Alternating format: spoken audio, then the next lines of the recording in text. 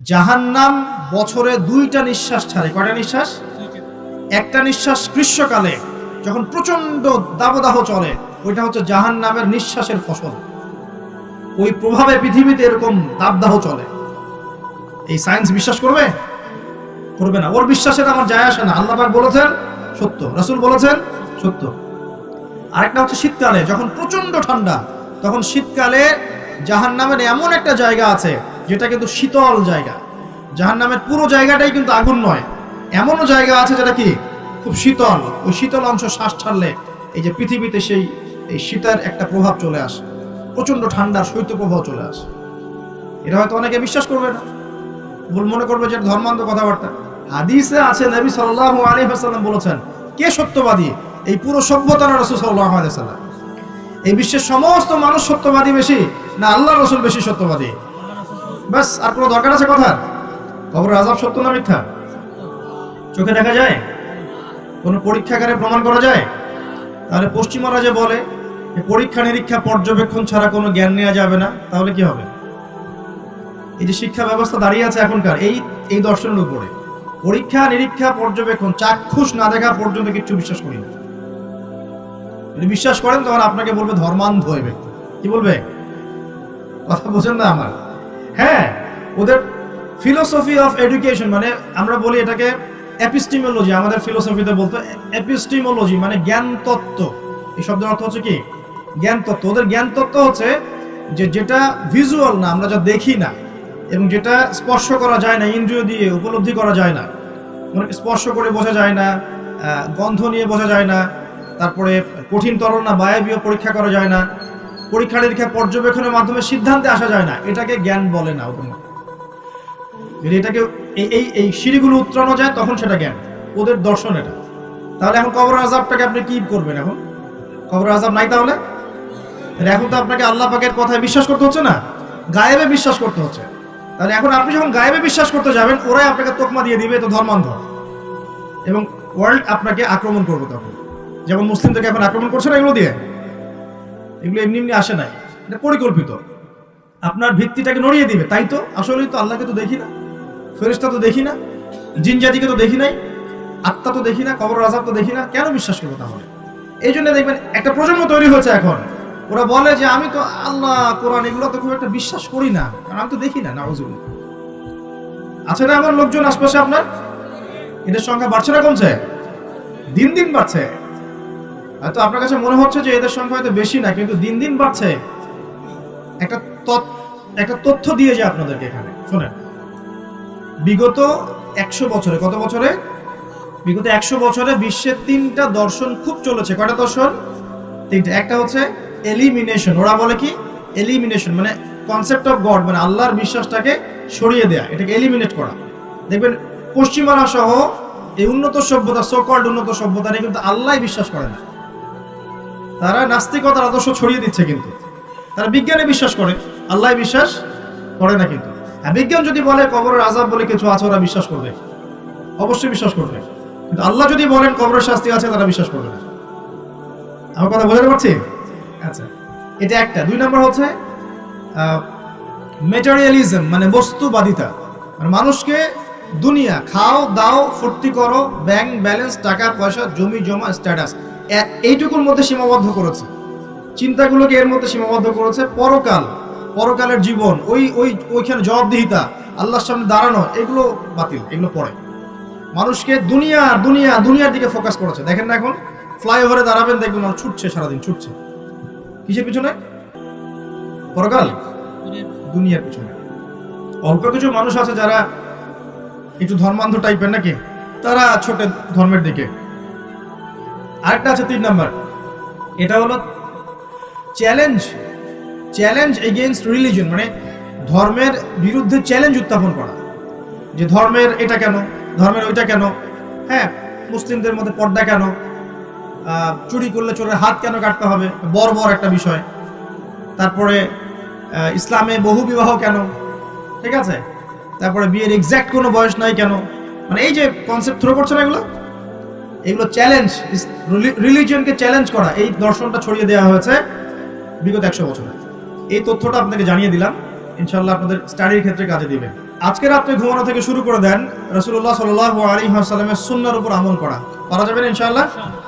প্রথমে সূরা মুলক, তারপরে আপনি পড়বেন সূরা ফালাক, নাস, ইখলাস, তিনবার মোট 9 বার, এবং প্রত্যেক 3 বার শেষ হলে আপনি দুহাতকে একত্রিত করে ফু দিয়ে নিজের মাথা থেকে নিয়ে যতদূর পর্যন্ত পারেন মাসাহ করবেন। ইনশাআল্লাহ রাত্রেবেলা আপনাকে কোনো দৃশ্য অদৃশ্যের ক্ষতি স্পর্শ করবে না ইনশাআল্লাহ। ঘুমের মধ্যে অনেক সমস্যা হয় না অনেকের, যে বলে বোবা ধরে, দুঃস্বপ্ন দেখেন, হ্যাঁ ভয় পান, আছে না এগুলো সমস্যা? এই সব সমস্যার সমাধান কি মেডিকেল সায়েন্স করতে পারে? যাবেন একটা অ্যান্টি ডিপ্রেশন ওষুধ দিয়ে দিবে অথবা একটা ঘুমের ওষুধ দিয়ে দিবে, ঘুমান। কিন্তু সব সমস্যার সমাধান কে করতে পারে? আল্লাহ পাক করেন ইনশাআল্লাহ। এগুলো নিঃসন্দেহে কোনো না কোনো ভিত্তি এবং পিছনের একটা ব্যাখ্যা আছে, যেটা হয়তো আমাদের নাও জানা থাকতে পারে, হতে পারে না? সব জ্ঞান কি আমাদের আছে? সব জ্ঞান যে আমাদের নাই, একটা এক্সাম্পল দিই, জাস্ট একটা এক্সাম্পল দিই। আমাদের শরীরে কি আত্মা আছে? আছে না নাই? আত্মাকে কি কেউ দেখেছে কিনা? এটাকে কেউ টাচ করেছে কিনা? তা আত্মা কঠিন, তরল না বায়বীয় কোনো জ্ঞান কারো আছে কিনা? এখন একজন মানুষ মৃত, একজন মানুষ জীবিত, উভয়ের মাঝখানে পার্থক্যটাই তো হচ্ছে আত্মা। একজন মানুষ মৃত, তার মধ্যে আত্মাটা নাই, আর যে মানুষটা জীবিত তার মধ্যে কি আছে? রূহ বা আত্মা আছে। আল্লাহ পাক এই সম্পর্কে কি বলছেন? আল্লাহ বলছেন সূরা বনী ইসরাঈলে, ইয়াসআলুনাকা আনির রূহ, হে নবী তারা তোমাকে রূহ বা আত্মা সম্পর্কে জিজ্ঞেস করে। কুলির রূহু মিন আমরি রাব্বি, তুমি বলে দাও হে নবী, রূহ হচ্ছে তোমার রবের একটা আদেশ মাত্র। কি একটা আদেশ? আদেশে এসেছে, আদেশে চলে যাবে, কোনো কারণ লাগে নাকি? আমরা কারণ ব্যাখ্যা করতে চাই, এটাকে বলে কার্যকারণ তত্ত্ব। প্রত্যেকটা কাজের পিছনে একটা কারণ ব্যাখ্যা করি। হ্যাঁ, এটা কেন হলো এই কারণে, এটা কেন হলো এই কারণে, এটাকে বলে কার্যকারণ তত্ত্ব। আল্লাহ পাকের হুকুমে মানুষ যে মারা যাচ্ছে, এর পিছনে কোনো কারণ লাগে নাকি? এই যে একটা মানুষ হাঁটছে হাঁটছে ডেড, কারণ আমরা বলে দিলাম হৃদযন্ত্রের ক্রিয়া বন্ধ হয়ে মারা গেছে, এই তো, এই কথা তো। ক্রিয়াটা বন্ধ হলো কিভাবে? ভালোই তো ছিল, হঠাৎ করে কি হলো? কার হুকুমে হলো? এটা কোনো হুকুমদাতা নাই। এই কনসেপ্টটাই তো বিশ্বাস করছে না। রূহ বলে কিছু একটা আছে না? এই রূহের কি ব্যাখ্যা আমি করতে পারবো? এই জ্ঞান কি আমার আছে? আল্লাহ বলছেন ওয়া মা উতিতু মিনাল ইলমি ইল্লা কালিলা, এই বিষয়ে তোমাদেরকে খুবই কম জ্ঞান দেওয়া হয়েছে, জ্ঞানই দেওয়া হয়নি। জ্ঞান কে দেয়? নাকি সব জ্ঞান আমরা অ্যাচিভ করি? জ্ঞানতাত্ত্বিক দর্শন শোনেন, কিছু মানুষ বলেছে সুদীর্ঘকাল ধরে মানুষ বুদ্ধি থেকে জ্ঞান পায়। কি থেকে পায়? বুদ্ধি থেকে। আবার কিছু মানুষ বলেছে মানুষ অভিজ্ঞতা থেকে জ্ঞান পায়। কি থেকে? অভিজ্ঞতা। অভিজ্ঞতা হয়েছে, জ্ঞান পেয়েছে, আগে জানতেন না, এখন জানছেন। এখানে বিষয়টা কি? এর চূড়ান্ত বক্তব্যটা কি? চূড়ান্ত বক্তব্য দিয়েছে ইসলাম। ইসলাম বলছে ওয়াকুলিল হাক্কু মির রাব্বিকুম, হক বা সত্য রবের পক্ষ থেকে আসে। সূরা বাকারায় আছে ওয়াআল্লামা আদামাল আসমাআ কুল্লাহা, আল্লাহ পাক আদম আলাইহিস সালামকে সমস্ত নাম শিক্ষা দিয়েছেন। সূরা আলাকায় আছে আল্লামাল ইনসান মা লাম ইয়ালাম, মানুষকে সেই জ্ঞান শিক্ষা দিয়েছেন যা মানুষ জানতো না। জ্ঞানকে শিক্ষা দিয়েছেন, জ্ঞানকে শিক্ষা দিয়েছেন। তাহলে জ্ঞান কার পক্ষ থেকে আসে? এখানে একটা কথা মনে রাখবেন, আপনার যদি অনেক বড় ডিগ্রি সার্টিফিকেটও থাকে, যদি হৃদয়টা পরিচ্ছন্ন না হয়, হৃদয়ে নূর না থাকে, আল্লাহর মারিফত বসীরা না থাকে, তাহলে কিন্তু আল্লাহর পক্ষ থেকে জ্ঞান পাওয়া খুব ডিফিকাল্ট। আপনি কাগজের কিছু জ্ঞান পেতে পারেন, তথ্য পেতে পারেন, ইনফরমেশন পেতে পারেন, প্রকৃত জ্ঞান পাওয়া খুব টাফ আছে। আল্লাহ পাক বোঝার তৌফিক দান করুন। সূরা ফালাক, নাস, ইখলাস পড়বেন, সূরা মুলক পড়বেন, ওযু করার কথা বলেছি। এর পাশাপাশি আপনি সূরা কাফিরুন পড়বেন। কোন সূরা? কোনটা বলেন তো? প্রথম লাইন কি? কুল ইয়া আইয়ুহাল কাফিরুন। মাশাআল্লাহ। আচ্ছা, এই সূরাটা ফজিলত আছে। যদি আপনি প্রত্যেক রাতে সূরা কাফিরুন পড়েন ঘুমানোর আগে, ইনশাআল্লাহ তাআলা আল্লাহ পাক আপনাকে আমাকে শিরকের পাপ থেকে বাঁচিয়ে রাখবেন ইনশাআল্লাহ। কিসের পাপ? শিরকের পাপ কি সবচেয়ে বড় পাপ না ছোট পাপ? একটা হাদিস বলে দেই, ইনশাআল্লাহ যথেষ্ট হবে। রাসূলুল্লাহ সাল্লাল্লাহু আলাইহি ওয়াসাল্লামকে আল্লাহ পাক একটা ওয়াদা করেছেন। কি ওয়াদা করেছেন?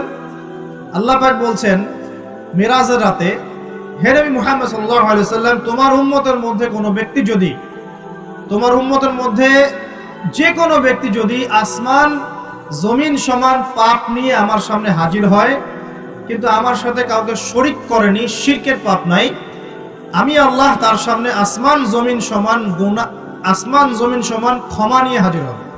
কথা কি বুঝতে পারছেন? অনেক পাপ করেছেন আপনি, পাপের শেষ নাই, কিন্তু আপনি শিরকের পাপ করেন নাই। ইনশাআল্লাহ একদিন না একদিন আপনি জান্নাতে যাবেন ইনশাআল্লাহ। আল্লাহ পাক সমস্ত পাপ মাফ করতে পারেন, কোন পাপ ছাড়া? শিরক। তওবা করলে এখনই মাফ করতে পারেন ইনশাআল্লাহ। তো এই শিরকের পাপ থেকে আপনাকে বাঁচাবে কোন সূরা? সূরা কাফিরুন। তেলাওয়াত করেন, দেখবেন শিরক আপনি চিনে ফেলবেন ইনশাআল্লাহ, সেখান থেকে আপনি দূরে থাকতে পারবেন ইনশাআল্লাহ। আর শিরক থেকে বাঁচার জন্য একটা কিতাব আমি সাজেস্ট করেছি অনেকবার, কিতাবুত তাওহীদ। কোন কিতাব? কিতাবুত তাওহীদের শারাহ বা ব্যাখ্যা আছে, অনেকগুলো প্রকাশনা থেকে বের হয়েছে, কিনতে পারেন। বাংলায় অনুবাদ করা আছে, বইটা পড়তে পারেন। তবে বইটা একটু কঠিন, অনেকে হয়তো বুঝতে পারবেন না সবকিছু। যেটাই বুঝবেন না, স্থানীয় বড় আলেম যিনি আছেন, হকপন্থী আলেম, তার কাছে গিয়ে জিজ্ঞাসা করবেন। একা একা পণ্ডিত হতে যাবেন না, একা একা পণ্ডিত হয়ে গেলে সমস্যা। ওই যে এক শ্রেণী বের হয়ে গেছে যে কোরআন মানলেই হবে, হাদিস মানার কোনো দরকার নেই, আছে না? হ্যাঁ, এই যে বেশি পণ্ডিত এখানে কোরআনের দলিলকে অগ্রাহ্য করলো। আল্লাহ যে বলছেন রাসূল যা দিয়েছেন নাও, রাসূলের দেওয়াগুলো পাবো কোথায়? রাসূল যা দিয়েছেন সেগুলো কি কোরআনে আছে নাকি? রাসূল যেগুলো দিয়েছেন ওগুলো কোথায় আছে? রাসূল যেগুলো থেকে নিষেধ করেছেন ওগুলো কোরআনে আছে নাকি? রাসূল যেগুলো নিষেধ করেছেন কোথায় আছে? তাহলে এই অংশটুকু বাদ দিয়ে কোরআন মানা যাবে নাকি? তার মানে হচ্ছে আমি কোরআনটাই তো মানলাম না, তাহলে আমি কোরআনটাই মানিনি আসলে। তো এই যে সমস্যা, নিজে বেশি পণ্ডিত হতে গেলে প্রবলেম আছে। ওলামায়ে কেরামের সাথে সম্পর্ক রাখতে হবে।